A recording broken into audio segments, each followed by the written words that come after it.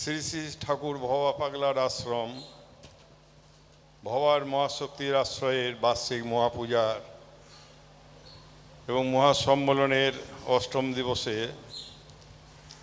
আজকে সকাল থেকে সাধু সম্মেলন সাধু প্রবচন ভান্ডারা হয়েছিল। এই দিনে বৈকালিক অনুষ্ঠানে আমাদের আরও পরম পাওয়া পরম প্রিয় ব্যক্তি আমাদের মধ্যে এসছেন বালিগঞ্জ ভারত সেবাশ্রম সংঘের নিতাই মহারাজ, আমার বন্ধুবর,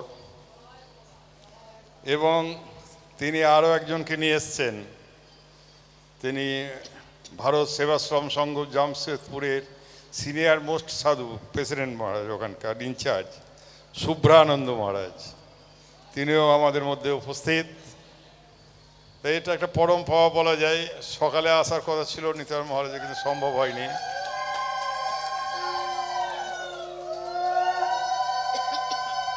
সঙ্গে আমাদের মধ্যে আর একজন ব্রহ্মচারী ভারত সেবাশ্রমেরই শঙ্কর মহারাজ, তাকেও আমরা উপরে আসার জন্যে একটু আহ্বান জানাচ্ছি। মহারাজ নিয়ে আস। আমরা একটু ছোট্ট করে বর্ণন করে নেব আজকের দিনে। ওম ভদ্রম কর্ণে বিষ্ণুয়াম দেবা ভদ্রম পক্ষমাক্ষভীর্যজত্রঃ স্থিরৈরঙ্গৈস্তষ্টুবাংশস্তনূভিপসেম দেবহিতাম যদায়ু স্বস্তি ন ইন্দ্রবিদ্ধস্রবः স্বস্তি ন পূষা বিশ্ববেদः স্বস্তি নষ্টাক্ষরিষ্ঠনেমি স্বস্তি ন বৃহস্পতির্দধাতু। পূজনীয় শ্রীমৎ স্বামী শুভ্রানন্দজিকে বরণ করে নিচ্ছেন স্বামী সোমেশ্বরানন্দ গিরিজি মহারাজ। সোমেশানন্দ গিরিজি মহারাজ ভবা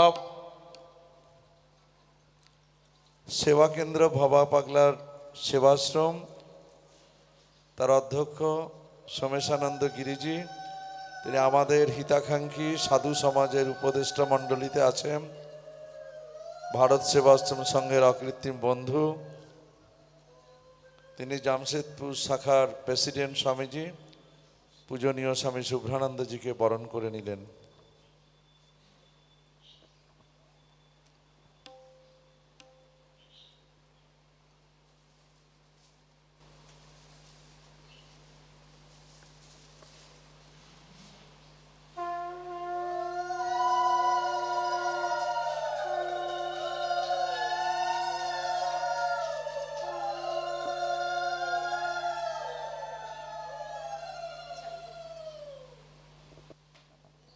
শ্রী শ্রী ঠাকুর ভবা পাগলা কি, শ্রী শ্রী পাগলি মাই কি, ভবার ভবতারা মাই কি, স্বামী পূর্ণমানন্দ মহারাজ জি কি, আমাদের মধ্যে শুভ্রানন্দ মহারাজ কি, আমাদের মধ্যে নিতাই মহারাজ কি, আমাদের মধ্যে শঙ্কর ব্রহ্মচারী মহারাজ কি। ओम गंधाधरं दुरादस्यं नित्यपुष्टं करीश्वरीं ईश्वरीं सर्वभूतानां साम्यव वैश्यं ओं कान्तिं लक्ष्मीं दिदे सौखं सौभाग्यं अदुलं मम दधातु चन्दनेन नित्यं ललाटधरयामहम् ओं शत्रुनगतीतं चन्दनेन सुभाषितं श्रीयुक्तलम्बमालं च गृहाण परमेश्वरः। ओम मंगलम भगवान विष्णु मंगलम गरुड़ध्वज मंगलम पुंडरीकाक्ष मंगलायतनहरि।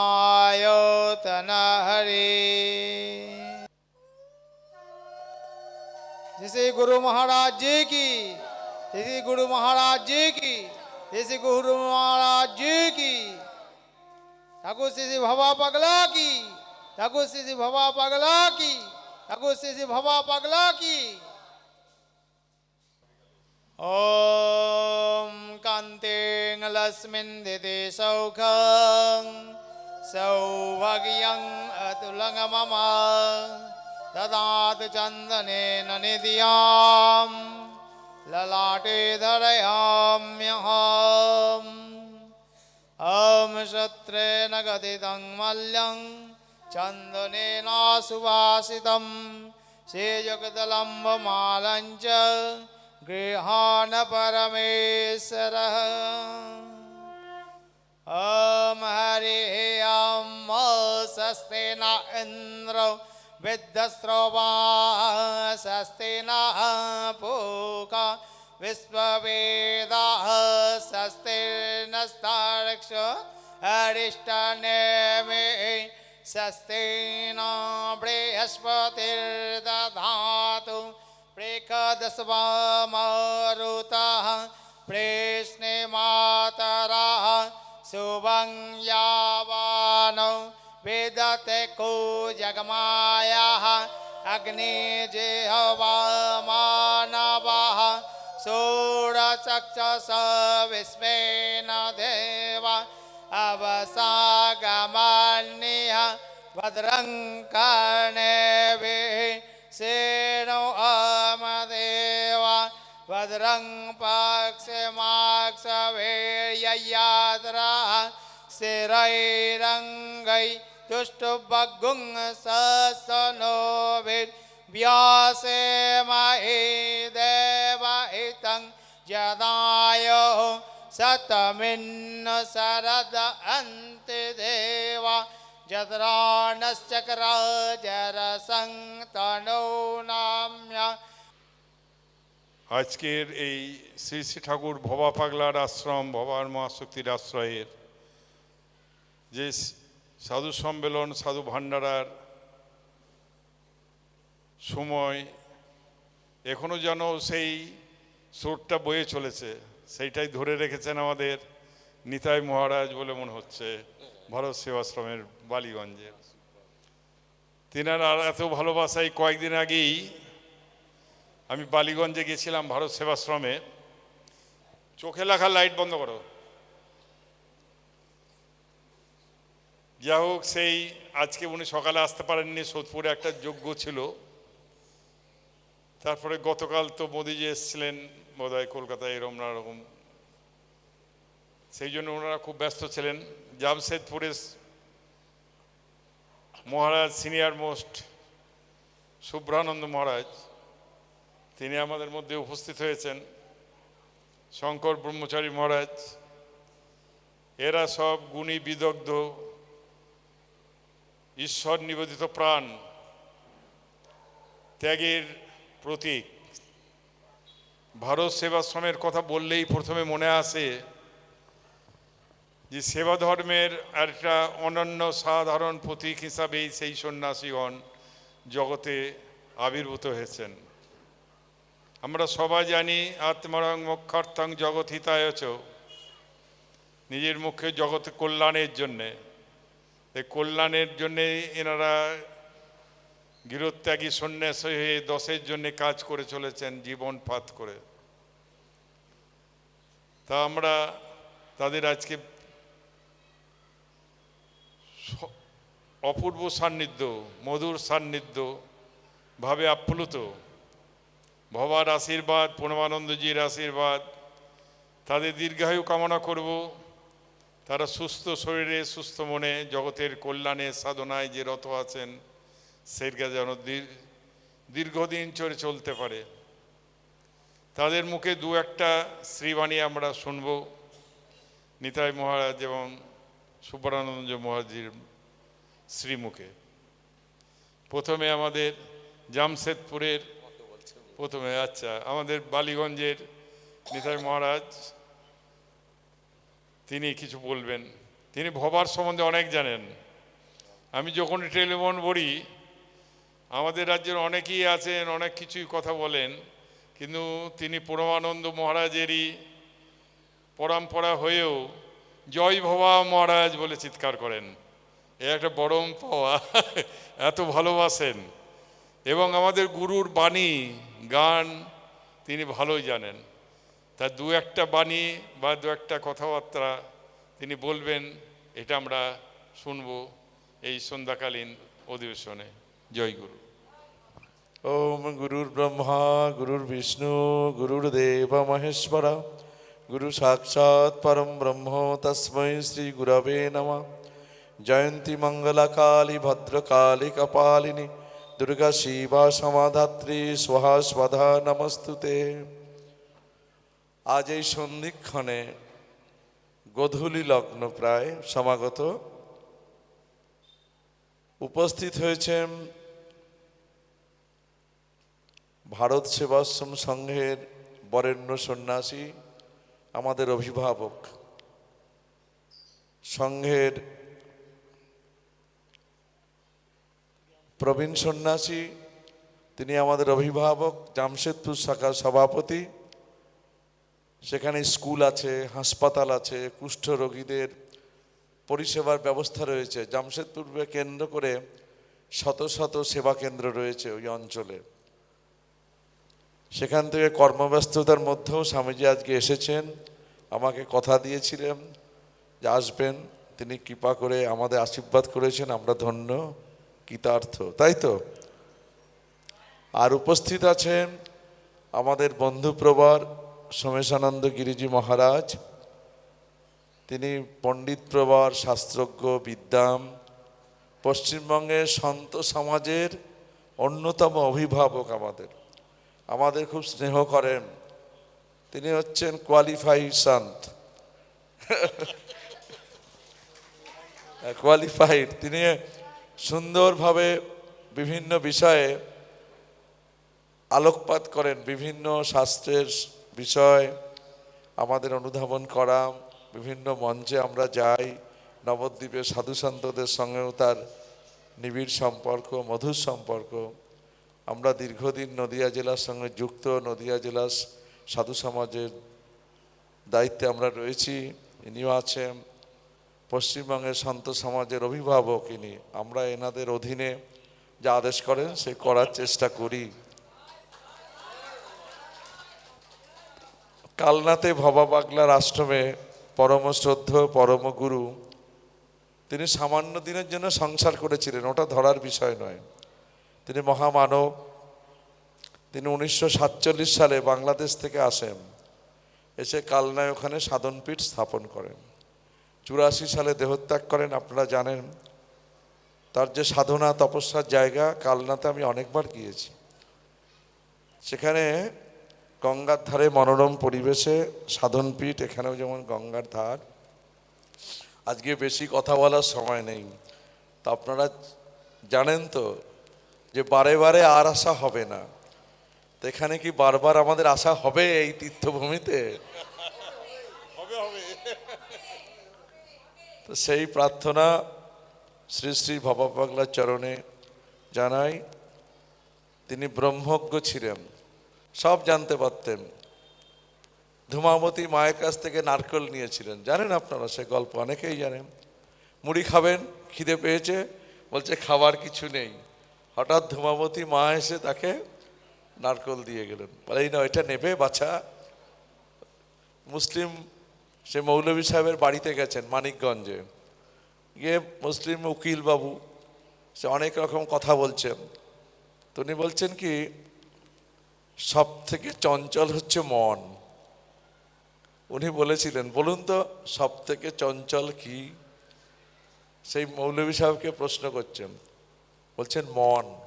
মন যদি অধীনস্থ থাকে তাহলে সব কিছুই ঠিক থাকবে।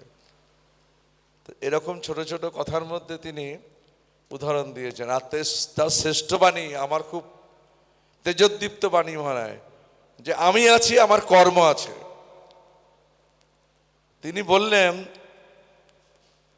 কত দৃঢ়তা, কত ঘাত প্রতিঘাত, সংঘাত, বিপত্তির মধ্যে তাকে এগোতে হয়েছে তার সাধন জীবনে। কেমন কত গান লিখেছেন, কয়েক হাজার হাজার গান লিখেছেন তিনি, আপনারা তো সবই জানেন।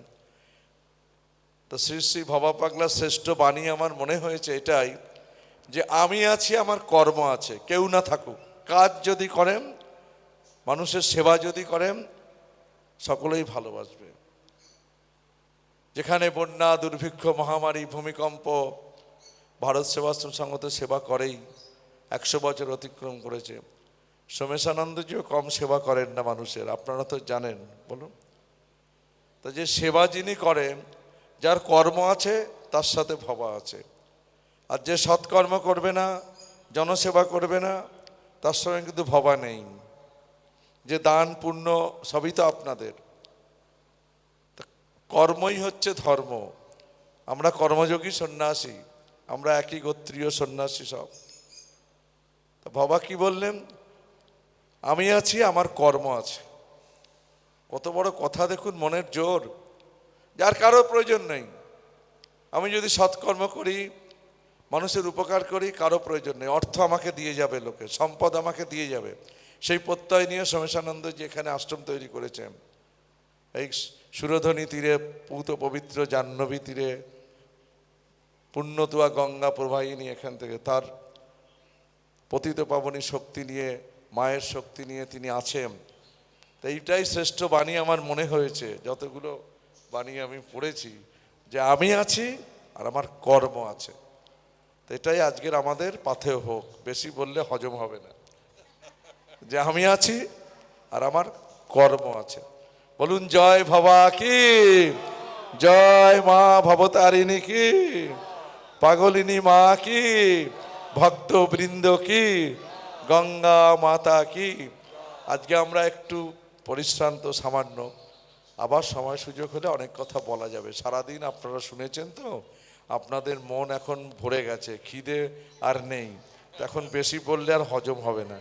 ভালো থাকবেন সবাই। হ্যাঁ, সুন্দরভাবে তিনি শাস্ত্রের অন্তর্নিহিত মর্ম, ভবার কথা অল্পর মধ্য দিয়ে বলে দিচ্ছিলেন। যে ডিউটি করলে বিউটি বাড়ে, বিউটি বাড়লেই মা বেটি দয়া করে, কর্মই সব। সেই একমাত্র আমার অপশন নাই, আমার কর্ম আছে, যেটা উনি বললেন, সেইটাই আমাদের কাছে বড় পাওয়া। আর সেই সূত্রেই প্রণবানন্দজি সেই অমুক বাণী দিয়েই তাদের জীবন কর্মময়। যেখানে দুঃসহায় অসহায় বোধ মানুষ, যেখানে করোনা বিধ্বস্ত কবলিত, যেখানে আমফান, যেখানে বন্যা, যেখানে ভূমিকম্প, সর্বাগ্রে ভারত সেবাশ্রম সেখানে হাজির। এইটা শুধু ভারত সেবাশ্রমের এই সংগঠন, পরমানন্দজির ধৈর্য সহ্য বীর্য দিয়ে সেটা তৈরি, তাদের পরম্পরা। তার মধ্যে আমাদের মধ্যে অগ্রণী ভূমিকায় আছেন আমাদের জামশেদপুরের সুব্রানন্দ মহারাজ, সিনিয়র মোস্ট প্রেসিডেন্ট মহারাজ ভারত সেবাশ্রম সংঘের। তিনিও দু একটা বাক্য পুষ্পাঞ্জলি অর্পণ করবেন, এইটা আমরা তার কাছে প্রার্থনা জানাই। হরি ওম। अहैतुकीं प्रेमघनदिव्यमूर्तिम् आचार्यरूपं प्रणवं नमामि। त्वमेव माता च पिता त्वमेव, त्वमेव बन्धुश्च सखा त्वमेव, त्वमेव विद्या द्रविणं त्वमेव, त्वमेव सर्वं मम देव देव। ॐ सर्वेषां स्वस्तिर्भवतु, सर्वेषां पूर्णं भवतु, सर्वेषां मङ्गलं भवतु। ॐ त्र्यम्बकं यजामहे सुगन्धिं पुष्टिवर्धनम् उर्वारुकमिव बन्धनात् मृत्युर्मुक्षे अमामृतात्। ॐ सर्वमङ्गलमङ्गल्ये शिवे सर्वार्थसाधिके शरण्ये त्र्यम्बके गौरी नारायणी नमस्तुते। सृष्टिस्थितिविनाशानं शक्तिभूते सनातने गुणाश्रये गुणमयी नारायणी नमस्तुते। ॐ वसुदेवसुतं देवं कंसचाणूरमर्दनं देवकी परमानन्दनं कृष्णं वन्दे जगद्गुरुं। मूकं करोति वाचालं পঙ্গুম লঙ্ঘয়তে গিরিম यत्कृपातमहं वन्दे परमानन्दमाधवम्।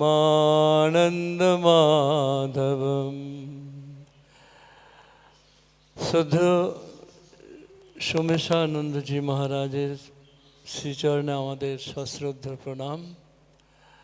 সমাগত সুধীবৃন্দ, মাতৃমণ্ডলী, সবাইকে আমার হার্দিক অভিনন্দন এবং শুভেচ্ছা। এই সুন্দর অনুষ্ঠানে উপস্থিত হতে পারাটাই একটা ভাগ্যের ব্যাপার। তার আকর্ষণে আমরা এসেছি বাবা পাগলাজি, সেই পরম পুরুষ মহামানব, তার শ্রীচরণে শতকোটি প্রণাম জানাই। আজকের এই অনুষ্ঠানে আমাদের সোমেশানন্দজি মহারাজ, তিনি আপনাদের সামনে আলোকপাত করেছেন। স্বামী নিত্যানন্দ মহারাজ, স্বামী নিতাই মহারাজ, তিনি আলোকপাত করেছেন। আমরা সমৃদ্ধ হয়েছি। আমি খুব সোজাসুজি বলছি, আমি শ্রদ্ধেয় ভব পাগলাজি সম্পর্কে বিশেষ কিছু জানা নেই, তবে আমি এইটুকু জানি তিনি ছিলেন মহামানব, মহান তপস্বী, একজন কবি, লেখক এবং সিদ্ধ পুরুষ, এইটুকুই জানি। তার রচিত গান আমরা পড়েছি, শুনেছি। তার সম্বন্ধে আমার আর বিশেষ কোনো ধ্যান ধারণা নেই। তা আমি ধর্মসভা, তো ধর্ম সম্পর্কে কিছু বলার চেষ্টা করছি। আপনারা জানেন, ভারত সেবাশ্রম সংঘের নামও শুনেছেন। এই সংঘের প্রতিষ্ঠাতা আচার্য স্বামী প্রণবানন্দজি মহারাজ ছিলেন শিবের অবতার। তিনি ছিলেন আজন্ম তপস্বী, কঠোর তপস্বী ছিলেন। তিনি অত্যন্ত ছোটবেলা থেকেই তপস্বীর মতো জীবনযাপন করতেন। তিনি খুব অল্প বয়সে যখন স্কুলে পড়তেন, তখন থেকেই তিনি কঠোর ব্রহ্মচর্য পালন করতেন। তিনি রাত্রে শুয়ে থাকতেন একটি ইট মাথায় দিয়ে, একটি চৌকির উপরে, খালি চৌকির উপর, কাঠের চৌকি, একটি ইট মাথায় দিয়ে শুয়ে থাকতেন। পরনে শুধু কৌপিন এবং একটি কাপড় এবং একটি শুভ্র চাদর। এই পোশাকেই তিনি জীবনের অধিকাংশ সময় কাটিয়েছেন। তারপর তিনি সন্ন্যাস লাভের পরে গৈরিক বস্ত্র পরিধান করেছেন। যাই হোক, আচার্য স্বামী প্রণবানন্দজি মহারাজ ছিলেন, বললাম, আমি বলেছিও, তিনি কঠোর তপস্বী ছিলেন। তার আমরা দেখেছি ভারতবর্ষে যুগে যুগে মহাপুরুষগণ বিভিন্ন রূপে অবতীর্ণ হয়েছেন। তারা তাদের যে তপস্যার ধন, তপোলব্ধি, তারা যে আত্মতত্ত্ব উপলব্ধি করেছেন, সেই জ্ঞান তারা সাধারণ মানুষের মধ্যে বিলিয়ে দিয়েছেন। সাধারণ মানুষের তপস্যা করার ক্ষমতা নেই, সম্ভাবনাও কম, কিন্তু মহাপুরুষদের নির্দেশিত পথে তারা জীবনশৈলী তাদের যদি গঠিত হয়, তাহলে তারা শান্তি লাভ করেন। যুগে যুগে বিভিন্ন সময় আমরা দেখেছি, বিভিন্ন সময় মহাপুরুষগণ এসছেন, আমাদেরকে পথ দেখিয়েছেন। আচার্য স্বামী প্রণবানন্দজি ধর্ম সম্পর্কে এক জায়গায় বলেছেন যে কতগুলো বই পড়ে বা ভাষণ শুনে ধর্মলাভ করা যায় না। তিনি বলছেন, ধর্ম হচ্ছে সম্পূর্ণ অনুভূতির বিষয়।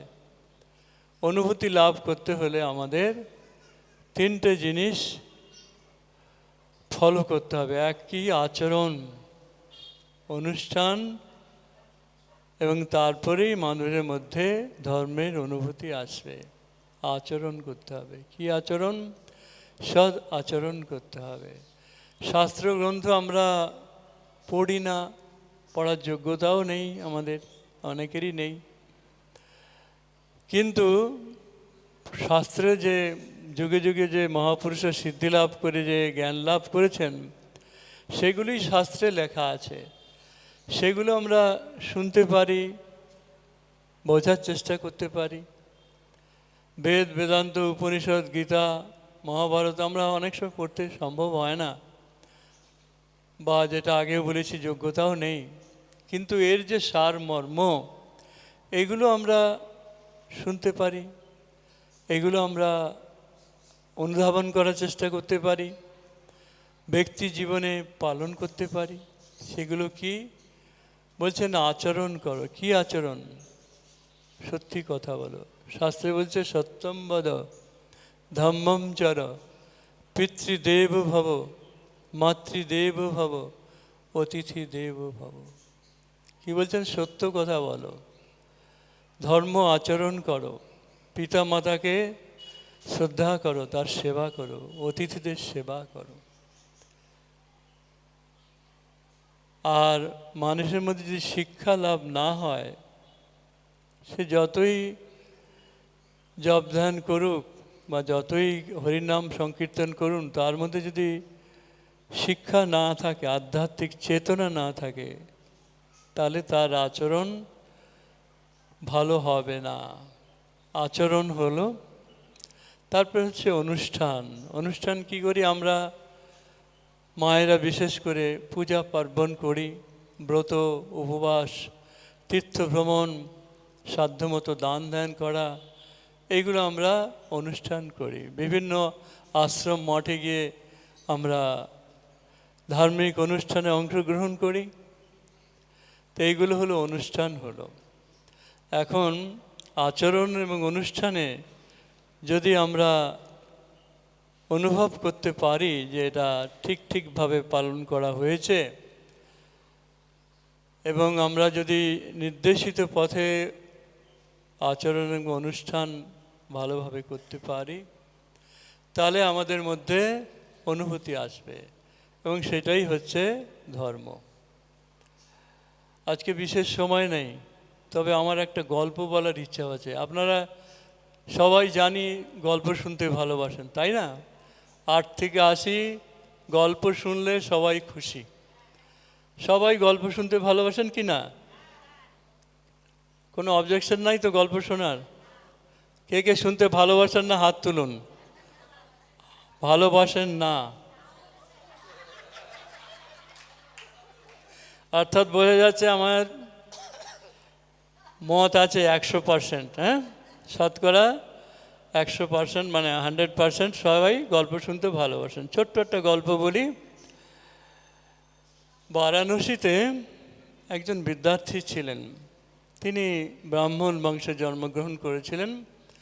তাকে তার পিতা ঠাকুর তার গুরুদেবের কাছে পাঠিয়ে দিলেন যে তুমি যাও, ওনার কাছে গিয়ে শাস্ত্রবিদ্যা অধ্যয়ন করো এবং জ্ঞান লাভ করে শেষে সংসার করো।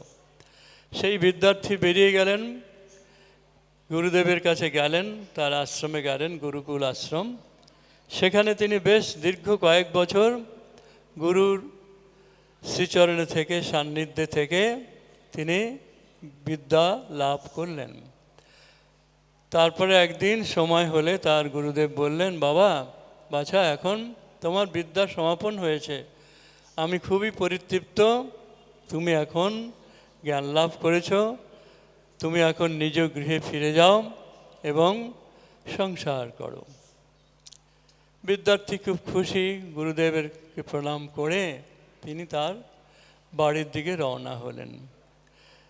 দীর্ঘ পথ অতিক্রম করার পর বাড়িতে ফিরে এলেন।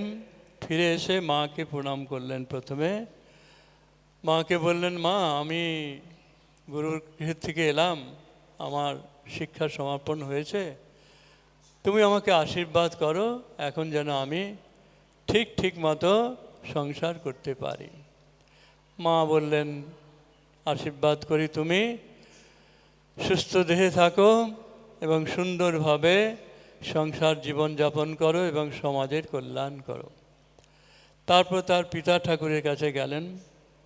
তার পিতা ঠাকুর ছিলেন খুব বিশাল পণ্ডিত মানুষ এবং জ্ঞানী পুরুষ। তাকে প্রণাম করে বললেন, আমাকে আশীর্বাদ করুন। কিন্তু তার পিতা ঠাকুর বললেন, না, আমি তোমাকে আশীর্বাদ করতে পারবো না। তখন সেই বিদ্যার্থী বলুন আমার কি অপরাধ, কি অন্যায় করেছি আমি? না, অন্যায় অপরাধ কিছু না, আমি তোমাকে একটা প্রশ্ন করব।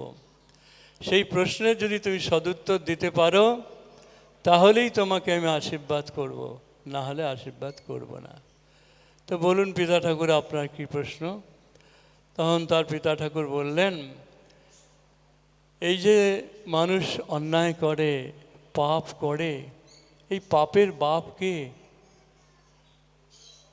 বিদ্যার্থী কিংকর্তব্য বিমূঢ় হয়ে বললেন, তাই তো, পাপের আবার বাপ আছে নাকি? পাপের বাপ কে? এই প্রশ্নের উত্তর তুমি আমাকে দাও, আমি তোমায় সময় দিচ্ছি। তখন সেই বিদ্যার্থী বললেন, ঠিক আছে পিতা ঠাকুর, আমি আপনার এই প্রশ্নের সদুত্তর দেব। তিনি সামনাসামনি অনেকের কাছেই গেলেন, পণ্ডিত মহাপুরুষ আমাদের কাছে, কিন্তু তারাই কেউ সদুত্তর দিতে পারলেন না। সেই বিদ্যার্থী তখন বেরিয়ে পড়লেন যে কোথাও না কোথাও কেউ আছেন, তিনি আমার এই প্রশ্নের সদুত্তর দেবেন। তিনি বেরিয়ে গেলেন, ঘুরতে ঘুরতে একটি নগরে পৌঁছালেন।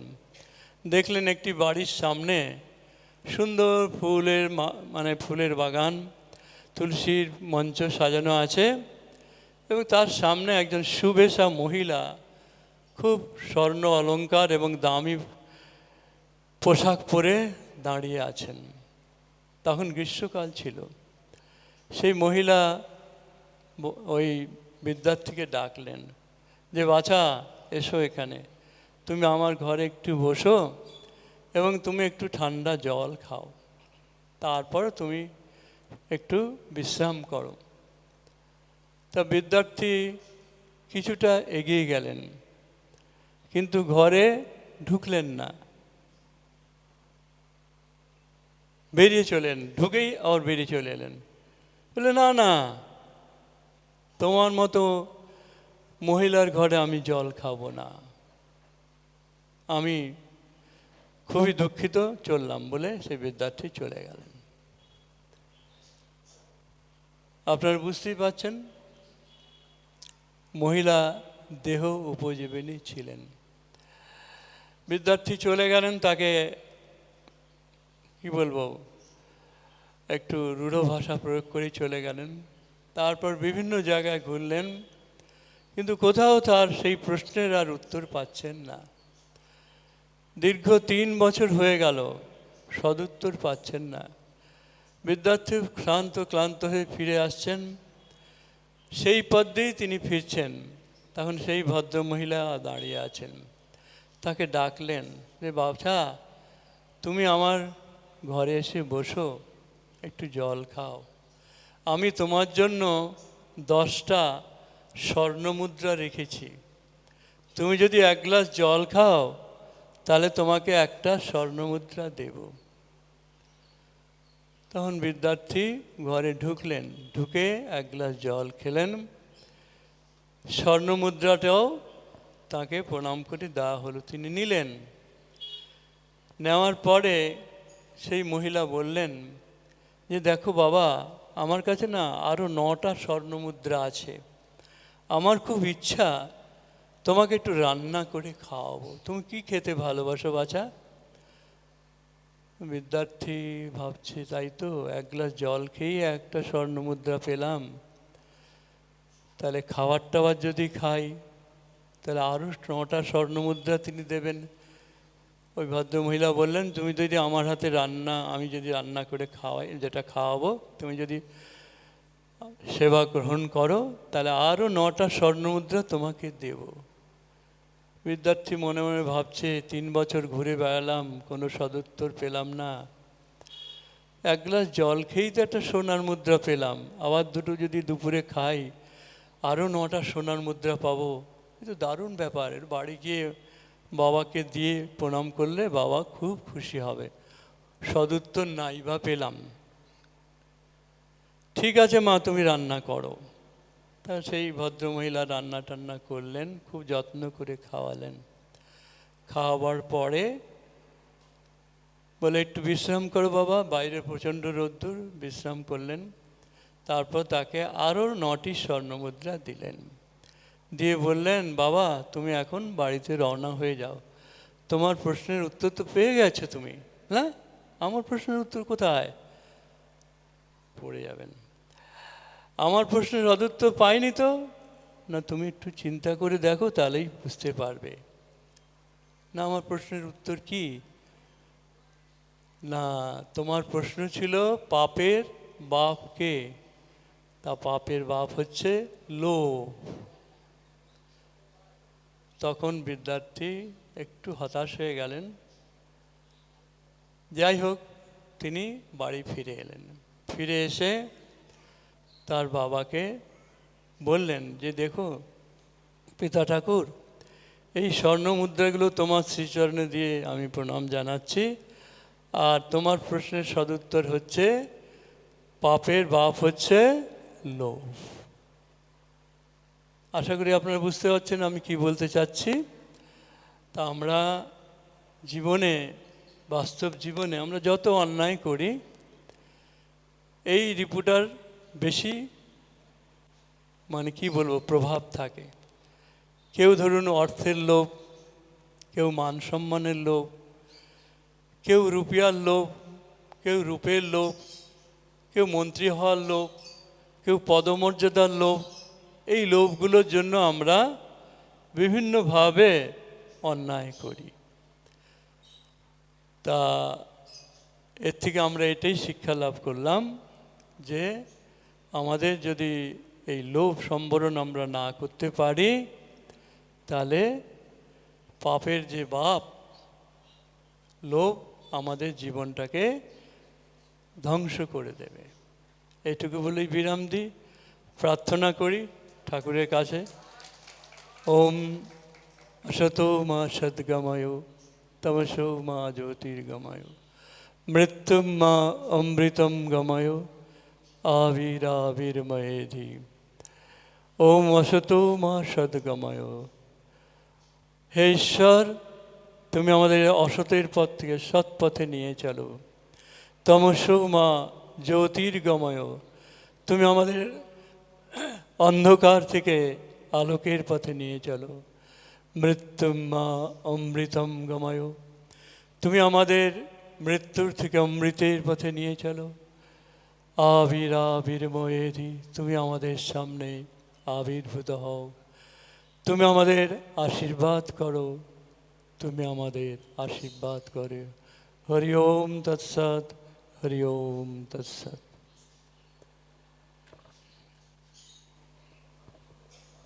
এত সুন্দরভাবে গল্পের মধ্য দিয়ে শাস্ত্রের মর্মার্থ তিনি তুলে ধরলেন। আমাদের প্রত্যেকের জীবনেই এই অমূল্য বাণী যেন পাথেয় হোক, আমরা যেন লোভ সম্বরণ করে চলতে পারি, আমরা যেন পাপক্লিষ্ট না হয়ে পুণ্যের দিকে এগোতে পারি, অন্ধকার থেকে আলোর বর্তিকা হাতে নিয়ে তার কাছে পৌঁছাতে পারি। আমরা সকলেই অমৃতের সন্তান, অমৃতস্য পুত্রা, প্রত্যেকেই সেই অমৃতর জগৎ থেকে, আনন্দ জগৎ থেকে এসেছি, আবার সেখানে আমাদের ফিরে যেতে হবে। তাই দুর্লভ মনুষ্য জন্মের এই সুদুর্লভ যে সময় ক্ষণে ক্ষণে পলে পলে বেরিয়ে যাচ্ছে, সেটা যেন আমরা অপব্যবহার না করি।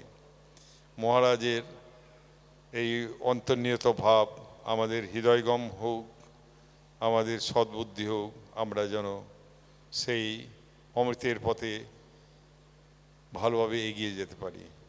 হরি ওম তৎসৎ। আমাদের শঙ্কর মহারাজ কিছু বলবেন একটু যৎকিঞ্চিত।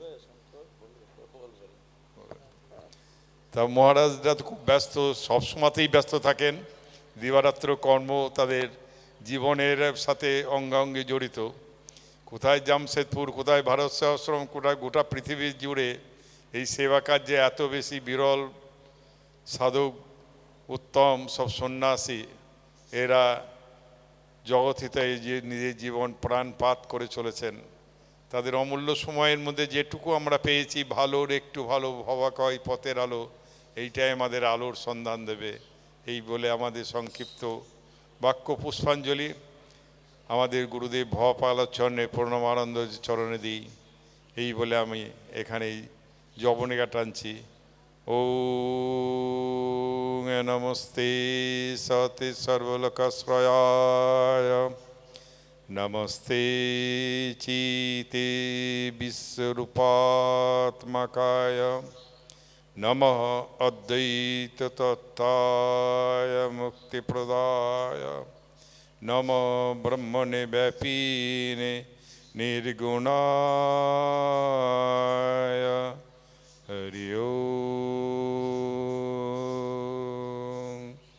তৎসৎ। ওম শান্তি শান্তি শান্তি।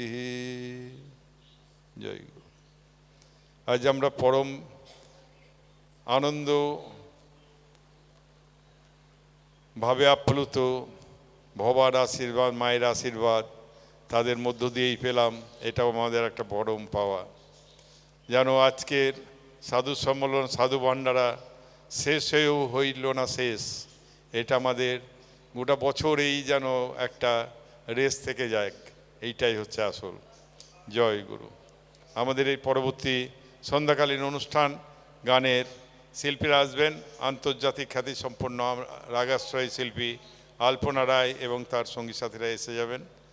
আমরা গানের জগতে আস্তে আস্তে আবার প্রবেশ করব। হরি ওম। ভবার মহাশক্তির আশ্রয় ভবধারা মন্দিরের 42তম বর্ষের মহাপূজা স্বামী সোমেশানন্দগিরি মহারাজ তাঁর ডাকে এই প্রথম বছর আমার আশা সাগর পাড়ের হরবোলা মায়ের মন্দির থেকে আর এক সাগর নদীর পারে, গঙ্গা নদীর পারে ভবধারা মায়ের মন্দিরে আসা। মায়ের মন্দিরের বাহিরে কুলুকুলু রবে প্রবহমান ভাগীরথী গঙ্গা, যে গঙ্গায় অবগাহন করলে পুত পবিত্র গঙ্গা ধারায় অবগাহন করলে পাপ নাশ হয়। কিন্তু পাপ করার প্রবৃত্তি কি নাশ হয়? স্নান করা হলো, পাপ নাশ হলো, পরবর্তীকালে পাপ করার প্রবৃত্তি আবার যাচ্ছে। সেই জন্য দিনের পর দিন হাজার হাজার মানুষ স্নান করছে, কিন্তু অন্যায়, অত্যাচার, বেভিচার কোনোদিন কমছে না। আর ভবধারা মায়ের মন্দিরে ভবা পাগলার প্রায় 84,000 ভাগবতী গঙ্গাধারা এখানে প্রবহমান। এই গঙ্গাধারায় অবগাহন করলে বা স্নান করলে পাপ করার প্রবৃত্তি পর্যন্ত নাশ হয়। আমরা জানি গঙ্গায় নৌকা ডুবি হয়, লঞ্চ ডুবি হয়, মানুষ মারা যায়। আর এই ভাবধারায়, ভাগবতী ভাবধারায় ডুব দিলে শ্রীকৃষ্ণর চরণ প্রাপ্তি হয়, গুরুর চরণ প্রাপ্তি হয়ে বৈকুণ্ঠ লোক প্রাপ্তি হয়। তাহলে এই ভাগবতী গঙ্গাধারায় অবগাহন করা দরকার। ভবা পাগলা তার শেষ জীবনে মায়ের নাম রেখেছেন ভবধারা, অর্থাৎ ভব অর্থাৎ সংসার থেকে যিনি উদ্ধার করেন তিনি ভবধারা, ভবতারাও বলা যায়। আর ভবধারার অর্থ কি? ভব অর্থাৎ সংসার, দ্বারা অর্থাৎ স্ত্রী, নারী শক্তি। তিনি আদিশক্তি, আদ্যাশক্তি, মহামায়া, তাই নাম রেখেছেন মহাশক্তি। তাই ভবার মহাশক্তির আশ্রয়। ভবা পাগলা তার 84,000 গান রেখে গেছেন। মানুষকে উদ্ধারের জন্য কলিযুগে এসেছিলেন, কলিহত জীবকে উদ্ধারের জন্য। তার গানের এক অনির্বচনীয় বাণী, যাকে আমি ভবিষ্যৎ বাণী বলে উপমা দিচ্ছি। তিনি বিশ্ব মানব জাতিকে এক গানের দিলেন, উপমা দিলেন বা বাণী বলা চলে। সাম্প্রদায়িক সম্প্রীতির পক্ষে দাঁড়িয়ে বিশ্ব মানবজাতিকে তথা হিন্দু মুসলিম উভয় সম্প্রদায়ের মানুষকে বললেন, কিবা মসজিদ কিবা মন্দির, শাস্ত্রীয়টা যেমন মন্দির, বাহিরে আয়রে দেখ রে সন্ধির, উঠছে নিশান ওই বিশ্বখান। ওরে মানুষ, দেখবি যদি ভগবান, ছেড়ে দে তোর হিংসা বৃত্তি, ওই তো বিঘ্ন অতি প্রধান। তিনি সহজ সরলভাবে ঈশ্বর দর্শন করালেন। ওরে মানুষ, দেখবি যদি ভগবান, ছেড়ে দে তোর হিংসা বৃত্তি, ওই তো বিঘ্নই অতি প্রধান। তুমি তোমার হিংসা বৃত্তি ছেড়ে দিলে, অর্থাৎ সহজ সরল হলে ঈশ্বর দর্শন হবেই। নির্মল মনোজন স্বমহি পাওয়া, মহি কপট ছল ছিদ্র ন ভাবা। শ্রীরামচন্দ্র বলছেন তুলসীদাসের রচনা রামচরিত মানস থেকে, নির্মল চিত্ত যার, সহজ সরল চিত্ত যার, সেই ভগবানকে পেতে পারে। নির্মল মনোজন স্বমহি পাওয়া, মহি কপট ছল ছিদ্র ন ভাবা। আমার প্রতি যে কপটতা ছল চাতুরি করে, সে আমাকে কখনো পেতে পারে না। আর কি বললেন, মম গুণ গাবত পুলক শরীরা, গদগদ গীরা নয়ন বহনীরা। আমার গুণগান করতে করতে যার চোখে অশ্রুধারা গদগদ ধারায় প্রবাহিত হয়, তার অচিরেই ঈশ্বর প্রাপ্তি হয়ে যায়। সেই ভবা পাগলা বলছেন, কিবা মসজিদ কিবা মন্দির, শাস্ত্রীয়টা যেমন মন্দির, বাহিরে আয়রে দেখরে সন্ধির, উঠছে নিশান ওই বিশ্বখান। এই মন্দির মসজিদ নিয়ে হিন্দু মুসলিম উভয় সম্প্রদায়ের মানুষ বরাবর বিবাদ করে চলেছেন। মুসলিমরা ইসলামপন্থী, নিরাকারবাদী, নিরাকারের সাধনা করে, আর হিন্দুগণ সনাতন ধর্মাবলম্বী মানুষ, তারা মূর্তি পূজা করেন। তিনি বলছেন, এই সাকার নিরাকারের বিবাদ ভুলে গিয়ে তোমরা এর বাইরে বেরিয়ে এসো, সমগ্র বিশ্বে দেখবে সহমত, একতা, মানবিকতার পতাকা, সন্ধির পতাকা পথ পথ করে উঠতে থাকবে। ভবা পাগলা আজীবন এই কথা বলে যাচ্ছেন। ভবা পাগলা কইবে কত, সবার পদে হয় সে নত, দেখ না ভেবে শত শত, আসা যাওয়া একই সমান।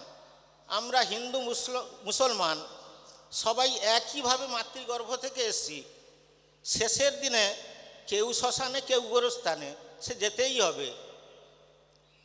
তিনি বলছেন এই বিবাদ ছেড়ে দিয়ে এলেই সন্ধি হবে। কিন্তু এত পায়ে ধরে বলছেন, তবুও কেউ শুনছে না, কেউ আমল দিচ্ছে না, সমানে চলছে।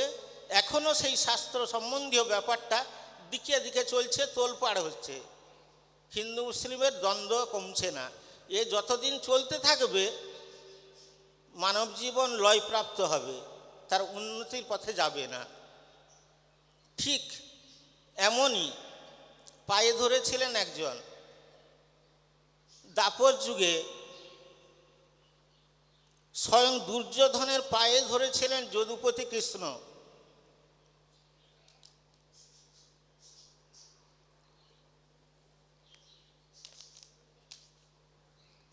তিনি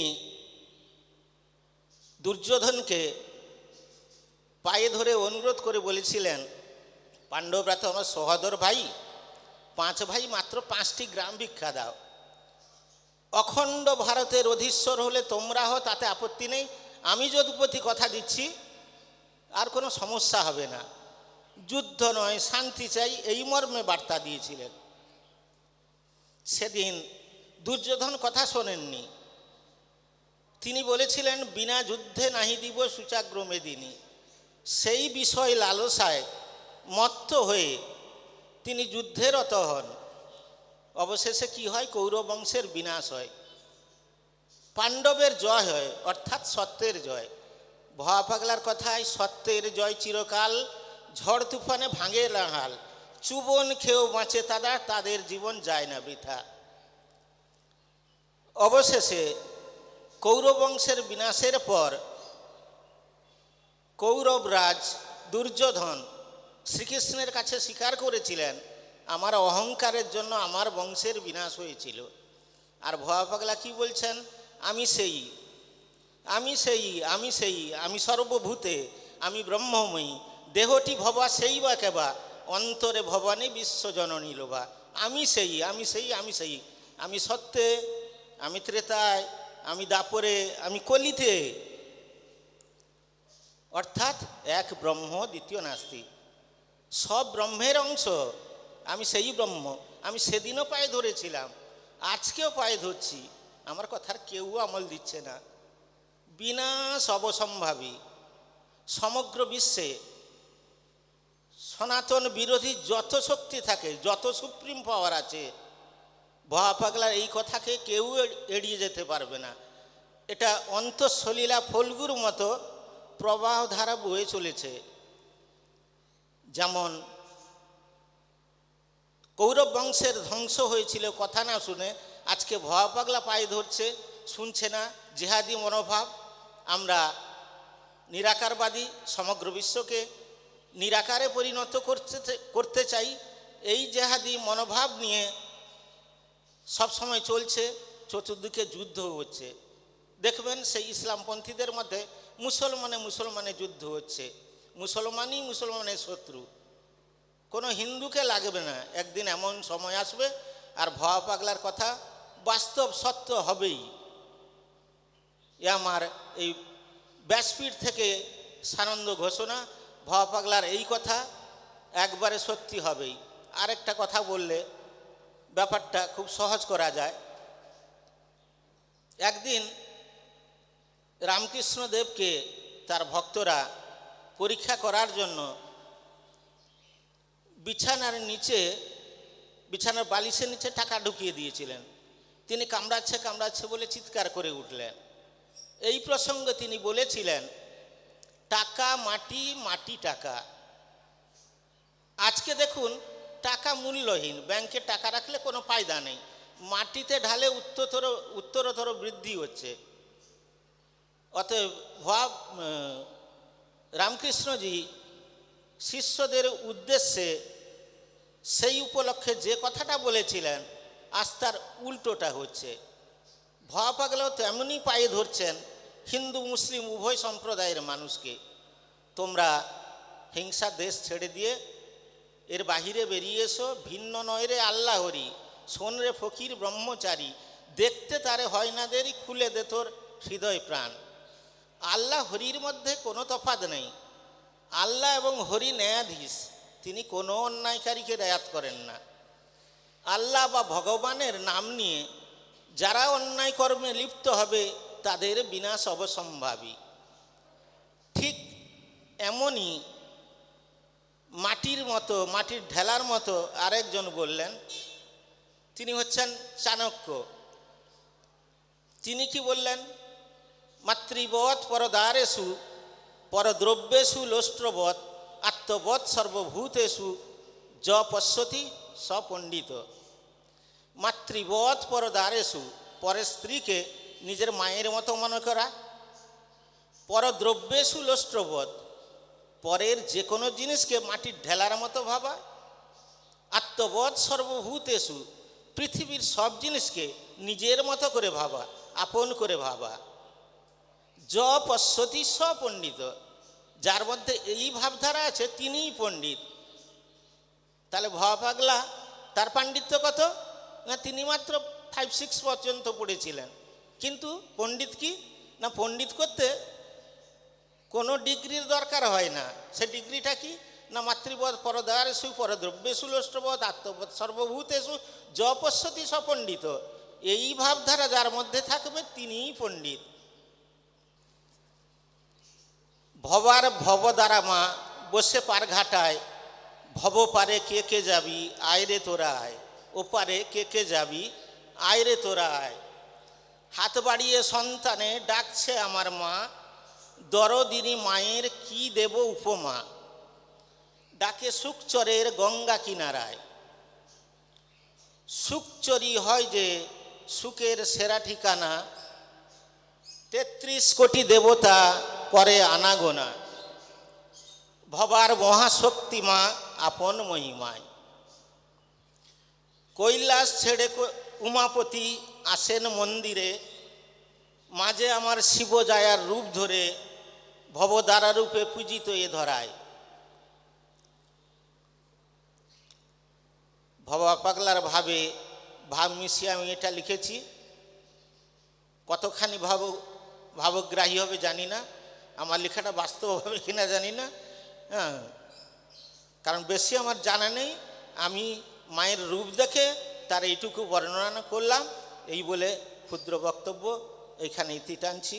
জয় ভবা, জয় মা হরবোলা, জয় মা মহাশক্তি, জয় সমসানন্দগিরি মহারাজ, জয় বিশ্ববাসী কি জয়। ডাক্তার সুকুমার রায় তিনি দু চার কথা বলবেন, তারপরে আমাদের আরতি আরম্ভ হবে। আমাদের আরতি কিছুক্ষণের মধ্যেই শুরু হবে। জয় ভবা, জয় মা ভবদারা। স্বামী সোমেশানন্দজি মহারাজকে আমার সশ্রদ্ধ প্রণাম জানাই, উপস্থিত সকল ভক্তমণ্ডলীকে। আমি দীঘা থেকে এসেছি, ভবার হরবলা মন্দির থেকে। এখানে যেমন ভবদারা মন্দির, ওখানে ভবা পাগলা প্রতিষ্ঠিত হরবলা মন্দির। সুধাংশুদাও ওখানকার পূজা কমিটির সম্পাদক, আর আমি ওখানে সেবা দিয়ে থাকি, আমার চিকিৎসা দিয়ে থাকি। আমি 30 বছর আগে এখানে এসেছিলাম এই সুকচরে, আর সন্ধান কি করে পেলাম, ওখানে মন্দিরে নন্দবাবু থাকতেন, ভবা পাগলার পরম ভক্ত। উনি আমাকে বলেছিলেন সুকচরে ভবা পাগলার মন্দির রয়েছে, আশ্রম আছে। আমি একদিন এই কলকাতায় খান্নাম এসেছিলাম, ওখান থেকে একদিন চলে এসেছিলাম, তখন কলেজে পড়তাম। তো সে সময় এসে দেখলাম ছোট্ট একটা আশ্রম, ছোট্ট ঘর। আর 30 বছর পরে এসে দেখেছি সম্পূর্ণ অন্যরকম। এখানে অনেক কিছু হয়ে গেছে। আমি এত আনন্দ পেলাম। স্বামীজির সঙ্গে দেখা করতে এসেছিলাম, তো স্বামীজি আমন্ত্রণ জানিয়েছিলেন, মায়ের ফাল্গুন মাসের শেষ শনিবার উৎসব, তুমি এসো। সুধাংশুদাকেও বলেছিলেন। আমরা তাই স্বামীজির যে আহ্বান আমরা উপেক্ষা করতে পারলাম না, তার টানেই চলে এসেছি। ওনার এত ভালোবাসা, এত স্নেহ পেয়েছি। কাল থেকে আমি এত আনন্দ অনুভব করছি, সত্যি কি আপনাদের কাছে কি বলবো, আর ভাষায় প্রকাশ করতে পারছি না। তো মা আমার সাগর পারের হরবলা, জাতিভেদ নেই কো হেতা, মায়ের আমার এই তো খেলা। অগাধ সমুদ্র যেমন, মায়ের আমার স্নেহ তেমন, শোনো যত কুলোবালা। দীঘায় বেড়াতে এসে একটুখানি দেখো বসে, মা আমার মোহন বেশে, শিব হৃদে খাচ্ছে দোলা, মা আমার সাগর পারের হরভোলা। ভবা পাগলার 4 মূরতি, ক্ষিতি অপ তেজ পরম জ্যোতি, বোম ভোলেনাথ পদে নতি, গলে নাই মার মুন্ডমালা, মা আমার সাগর পারের হরভোলা। আমি কালনা মন্দিরে গেছিলাম, ওখানে ভবা পাগলার সমাধিস্থলে লেখা আছে অবসান। ওনার সেই কথাটি আমি আবৃত্তি করে শোনাবো। বিশ্বে কেউ ছিল না আপন, যে জন আপন সে মোরে করেছে গোপন। তাই মহানন্দে পারি ঘুম, অভয়ার কোলে স্বপ্ন দেখি না আর, সেটি গেছে চলে। ওরে তুচ্ছ ঘুম নহে মহাযোগের নাম, আপনি শিব ছাড়ে কাশী পাইয়া এমন ধাম। এমন নিঝুম স্থানে আমার বসতি, কে খুঁজিয়া পাবে বলো কাহার শকতি। শক্তি লুকায়ে আছে আদরের ছেলে, ভবা কয় ডাকো কালী, ছুঁবে না রে কালে। শিব ছাড়ে শিবলোক, ইন্দ্র ছাড়ে স্বর্গ, ব্রহ্মা ছাড়ে ব্রহ্মলোক, দিতে হেথায় অর্ঘ্য। নারায়ণ আসে হেথা নারায়ণী শোনে, হেরিতে আনন্দময়ী আনন্দ এখানে। শ্মশান ইহার নাম, সমাধি শ্মশান, ধনী মানি জ্ঞানী মূর্খ এখানে সমান। মরিবার আগে ভবা লিখিয়া যে গেল, জয় কালী বদনেতে বলো। ভবা পাগলা সবার বিবেককে জাগরিত করে তিনি আজ বিরাজিছেন চিরঘুমে। তিনি বলছেন, ভাসিয়া ভাসিয়া চলিয়া এসেছি, ভাসিয়া ভাসিয়া চলিয়া যাব। ওপারের কথা প্রকাশিত হলো, এপারের কথা ওপারে কহিব। আর দু একটি কথা বলে আমি আমার বক্তব্য শেষ করব, আমার কবিতা শেষ করব। বিবেক বৈরাগ্য একটু রাখো মনে, একটুতেই কাজ হবে সেই শেষের দিনে। ভবাগলা বলছেন, পুঁথি পড়ে পরমার্থ লাভ হয় না, পড়ে থাকতে হয় মায়ের চরণ তোলে। সংসার করিয়া একটু সময় পাইলে ডাকিও শ্রী ভগবানে, ভব পাগলা বলে। আর ভবা পাগলা কি বলতেন জানেন? বলতেন, আমরা দিক পড়েছি 10টা, 10 দিগও। আর ভবা পাগলা বলতেন, আমি বলবো 12টা দিক।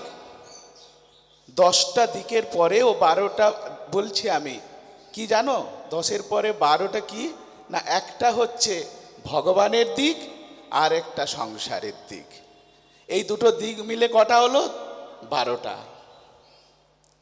তিনি সমাধিস্থ অবস্থা থেকে যখনই থাকতেন, সেই মুহূর্তে ওনার মুখ থেকে যে বাণী বেরিয়ে এসেছিল কণ্ঠে, যে উচ্চারণ করেছিলেন, যে বাণী লিখেছেন, আমি বেদ, আমি বেদান্ত, আমি অনন্তের অনন্ত, আমি আদি, আমি প্রেম পরম সিন্ধু, আমি কৃষ্ণ, আমি কালী, আমি শিব, আমি ব্রহ্মা, আমি বিশ্বের চিরবন্ধু, আমি নদ, আমি নদী, আমি হাসি, আমি কাঁদি, আমি জল, আমি স্থল, আমি অদ্ভুত এক বিন্দু,